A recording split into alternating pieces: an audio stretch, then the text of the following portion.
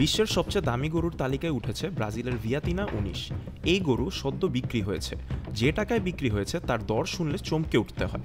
গরুদের মধ্যে প্রায় সেরার সেরা হয়ে উঠেছে এই নেলোর প্রজাতির গরু। বলা হয়ে থাকে বিশ্বের দামি গরুদের মধ্যে রয়েছে ভারতের ব্রাহ্মা ও জাপানের ওয়াগু প্রজাতির গরু। এই গরুগুলি যে কোনো পরিবেশেই মানিয়ে নিতে পারে।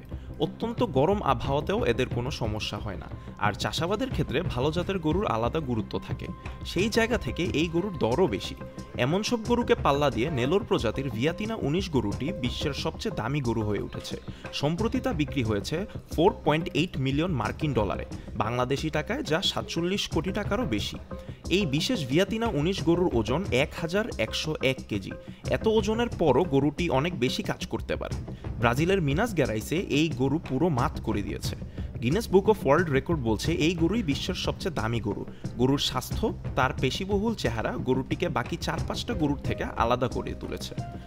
চ্যাম্পিয়ন্স অব দ্য ওয়ার্ল্ড প্রতিযোগিতায় এই ভিয়াতিনা ১৯ গরু মিস সাউথ আফ্রিকা হিসেবেও ঘোষণা দেওয়া হয়েছে। এই গরুর জেনেটিক্যাল গুরুত্বও আলাদা। গরুর ডিম্বাণুও খুব দামি। দুধের মতো সাদা গরুটির দুধেও থাকে অনেক বেশি পুষ্টিগুণ।